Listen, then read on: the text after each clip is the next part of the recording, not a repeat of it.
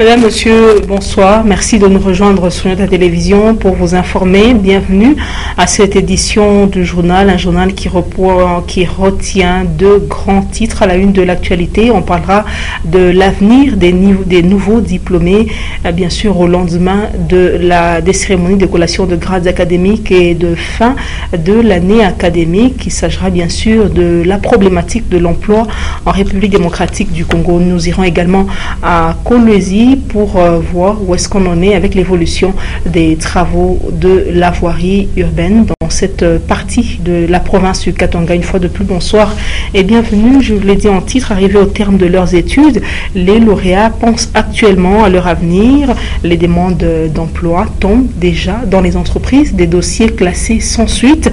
Le taux de chômage au Congo démocratique, lui, ne fait que se lever. Les détails, c'est dans cette analyse.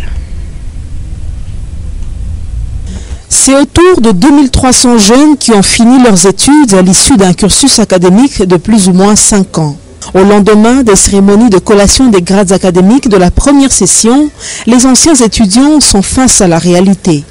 Il faut trouver un emploi. Le marché de l'emploi justement saturé pour certains domaines, inaccessible pour d'autres. Pour les professeurs, les étudiants formés doivent être des créateurs d'emplois. Comment y parvenir dans un pays où pour tenir il faut être de telle obédience, bénéficier des recommandations ou assurer les intérêts d'un groupe? Les antivaleurs dégradent le taux de chômage qui toutes les années est revu à la baisse. Si les employés congolais n'arrivent pas à nouer les deux bouts du mois, que dire de ceux qui sont au chômage? Aujourd'hui, être employé dans une entreprise n'est plus suffisant. Il faut se battre à longueur de journée, d'où la naissance du secteur informel. Les jeunes qui viennent d'être déversés sur le marché de l'emploi doivent faire face à ces réalités et se débattre pour assurer leur lendemain. Et depuis le lancement du processus de la paie des fonctionnaires de l'État par voie bancaire, 2 années se sont écoulées déjà et depuis, les frais de tenue de compte étaient supportés par l'État. Ce n'est plus le cas aujourd'hui. Désormais, les frais de tenue de compte sont supportés par les fonctionnaires titulaires des 10 comptes et non pas par le Trésor public comme c'était auparavant. Une décision qui ne réjouit pas l'ensemble des fonctionnaires de l'État. Karine Kabongo Moulopo nous en parle.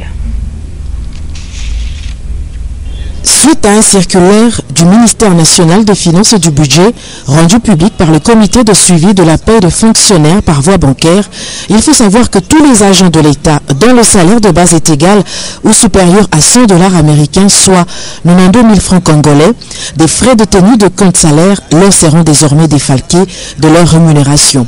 Cette somme est évaluée à près de 3 348 000 francs congolais, soit 3,6 $ américains. Et cette mesure est entrée en vigueur à partir de la paie du mois de juillet. Et déjà à Kinshasa, elle a suscité un mécontentement dans les milieux des fonctionnaires. Leurs syndicats réclament la suspension de la circulaire, particulièrement les syndicats des enseignants pour qui cette suspension est un préalable pour une rentrée scolaire apaisée. Au Katanga, étant donné que les salaires sont inférieurs à 92 000 francs congolais, la mesure sur la retenue de frais de tenue de compte salaire ne sera pas appliquée. Et toute cette semaine, les fonctionnaires de Lubumbashi ont perçu leur salaire en toute quiétude. Bénéficient également de cette mesure les forces armées de la République démocratique du Congo FARDC et les agents de la police nationale congolaise. Néanmoins, ceux ayant un salaire de 92 000 francs congolais sont donc frappés par la mesure. Et ils disent que c'est une politique de 2 poids, 2 mesures. Et pendant ce temps, l'ensemble des fonctionnaires de la République démocratique du Congo attendent toujours avec impatience l'augmentation de salaire de près de 10 000 francs congolais, une promesse du gouvernement Matata Ponyo. Et le ministre provincial de l'Intérieur, Juvenal Kitungwa Lugoma, lors de sa récente visite à Kasumbalesa, tenue des séances de travail, c'était justement pour renforcer et évaluer les mesures sécuritaires étaient concernés par cette réunion, les cadres de base, les responsables des entreprises de l'État à la frontière et même la population. Les détails dans ce reportage qui porte la signature de Rufin Kibambe. C'est pour évaluer et renforcer les mesures sécuritaires dans la cité frontalière de Kasumbalesa que Juvenal Kitungwa, ministre provincial de l'Intérieur, y a effectué une visite. Aussitôt arrivé, le ministre a eu une séance de travail avec les responsables des différents services de l'État œuvrant à la frontière. Peu après, Juvenal Kitungwa a échangé avec les cadres de base et chefs coutumiers de Kasumbalesa. Plusieurs points étaient au centre de cet échange.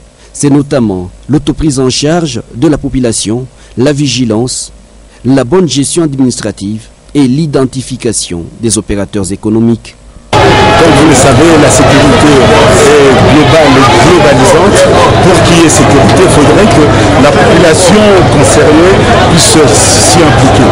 En essayant de collecter les éléments d'information, à pouvoir mettre à la disposition de nos services de renseignement de telle manière qu'ils soient plus efficaces et qu'ils soient à même de pouvoir nous protéger et qu'ils soient à même de pouvoir nous sécuriser. Profitant de la présence du patron de l'intérieur en province à Kasumbalesa, les propriétaires des habitations construites dans la zone neutre et qui devront être détruites dans les jours à venir ont tenu à rencontrer Juvenal Kitungwa. Occasion pour le ministre d'éclairer la lanterne.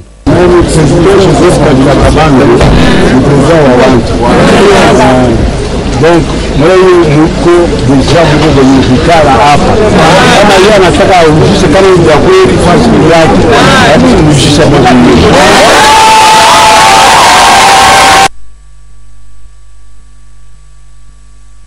Et on va parler infrastructure, la pose de la tuyauterie devant desservir la population en eau potable se poursuit.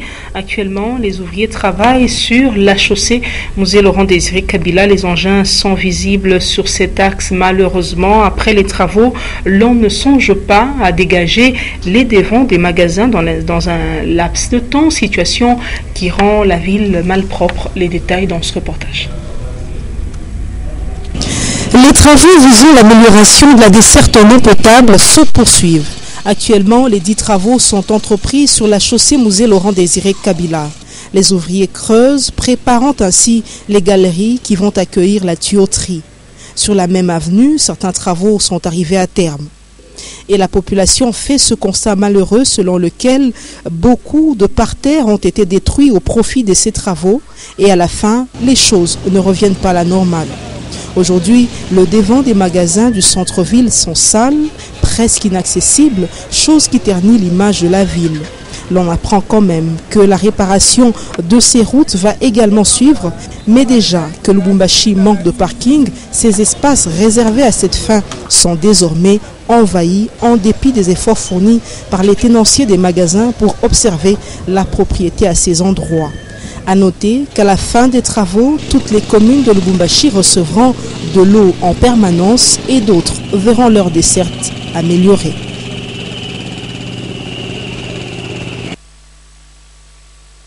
Cap sur Kolwezi, je l'ai dit en titre, les travaux d'asphaltage des différentes routes se poursuivent normalement.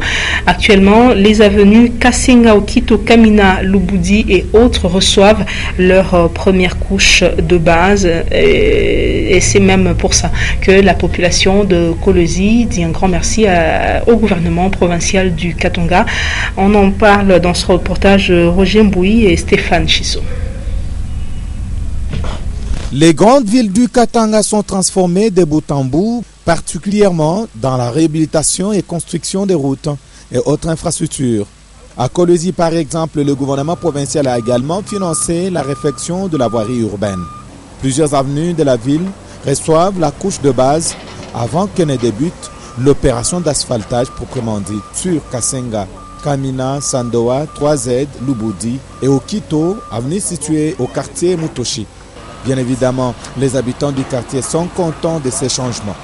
Uzuri tunaferste mbele mama maire wetu wa Kolwezi. Tunaferste Moïse Katumba wetu Lubumbashi.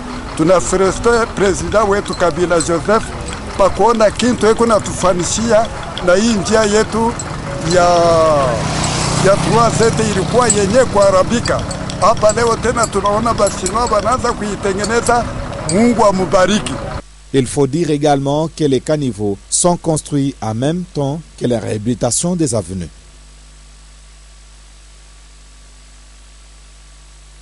Infrastructure toujours, mais cette fois-là à Kipushi, où on nous apprend qu'une bande de personnes ou des groupes, des personnes non autrement identifiées, s'adonnent à ce qu'on peut appeler de pratique de sabotage, qui consiste bien sûr à détruire les routes à la recherche du sable.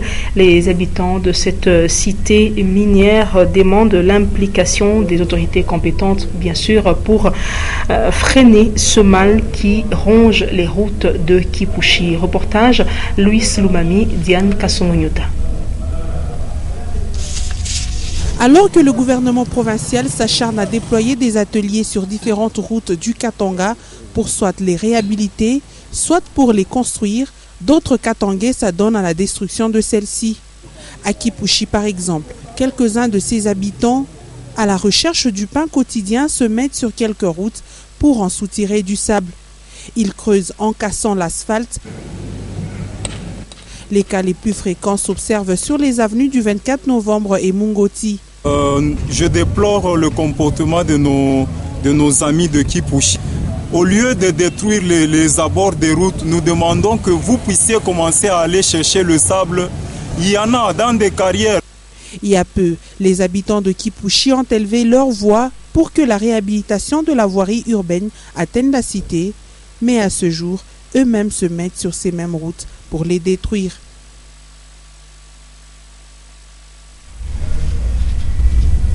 On va parler santé, inaugurée et parrainée par Maman Karine Katumbi. Voici maintenant un mois, la polyclinique Béniker qui prend en charge gratuitement les femmes souffrant de la fistule vésico-vaginale continue à accueillir les malades. Dans les tout prochains jours, 15 autres femmes vont être opérées gratuitement dans ce centre et jusque-là, les opérations qui se sont déroulées l'ont été avec succès. Eh bien, le bilan de ces 30 jours avec le docteur Noah Mutangala qui est au micro de Léon Magloire-Monga. Dans le cadre de l'ONG Opmam Africa, c'est vrai que le centre de prise en charge des fistules, le centre spécialisé de prise en charge des fistules, ferait exactement un mois aujourd'hui. Inauguré par la marraine, Madame Katumbi, c'était le 1er juillet. La seule condition, c'est d'être victime de la fistule. Une fois que vous êtes victime de la fistule, on vous évalue et puis on voit votre état nutritionnel. Après, si vous êtes éligible, on vous prend en charge, on vous opère. Il y a déjà 4 patientes qui ont été opérées avec, c'est quand même faible pour dire un taux de réussite de 100%, c'est faible parce que 4, c'est pas représentatif. Mais c'est déjà beaucoup pour nous, parce que c'est l'élan du cœur où nous sommes associés avec, dans le cadre de l'ONG pour aider les femmes. C'est avec succès. Ce n'est pas représentatif, mais ces 4 femmes, elles ont recouvré leur santé, elles ont recouvré leur continence, parce qu'elles perdaient les urines, maintenant elles sont sur la route, elles sont sèches. Et non plus d'odeur d'urine sur elles. Je crois qu'à l'entrée, vous avez vu déjà une qui est venue pour l'évaluation, parce qu'après un temps, il faut revenir pour l'évaluation. Et c'est ça même l'avantage d'avoir ce centre. Parce que lorsqu'on fait des campagnes, nous opérons, nous les laissons partir. Mais ce centre, on vous opère, après on vous fixe un rendez-vous, il faut revenir pour vous évaluer et un accompagnement psychologique qui s'ensuit. Le Scout District de Lubumbashi a organisé ce dimanche 3 août 2014 à Kafoubou la journée d'échange des fraternités. L'un des grands objectifs de ces assises est de sensibiliser et conscientiser les routiers sur leur rôle pour garantir un scoutisme de qualité comme l'avait voulu Baden Powell. Reportage Edouard Kankuchitenge. C'est dans la vallée de Kafoubou, à une dizaine de kilomètres de Lubumbashi, que s'est tenue la journée d'échange des fraternités scouts du district scout Lubumbashi. Le but de ces grands rendez-vous est de promouvoir la viabilité des fraternités des routiers, les sensibiliser, les mobiliser et les conscientiser sur leur rôle et responsabilités pour garantir un scoutisme de qualité. Pour enrichir les échanges, les routiers se sont regroupés en atelier pour analyser quelques thématiques. Jean de Dieu Banza était parmi les orateurs du jour. Et l'autorité qui a terminé sa course reste principalement en train de soutenir le jeune au sein du programme des jeunes et au sein des différentes structures d'animation pour permettre à ces jeunes, pour permettre aux jeunes qui évoluent de poursuivre leur auto-éducation. Et pour Pascal Mangala Marmotte, chef de district Scout Lubumbashi, cette journée vaut son pesant d'or étant donné le contexte socio-politico-économique du pays et de la province. Autrefois, un scoutisme presque pris en charge à 100% avec la Société nationale des chemins de fer, avec la Générale des carrières et des mines, avec Tabac Congo, avec éventuellement l'Église catholique en majeure partie qui sponsorisait. Aujourd'hui, on parle de l'auto-prise en charge. Aujourd'hui, de plus en plus des parents sans salaire, de plus en plus des jeunes obligés presque à se prendre en charge. Et comment alors garantir l'organisation effective de cette éducation que nous appelons le scoutisme. C'est au cours de cette manifestation à Kafoubou que le père Jean-Pierre Tchibal, aumônier du district scout de Lubumbashi, a pris son départ routier à travers une cérémonie solennelle.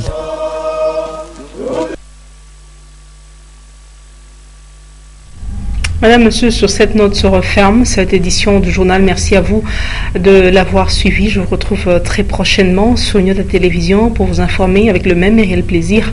Prenez soin de vous. Au revoir.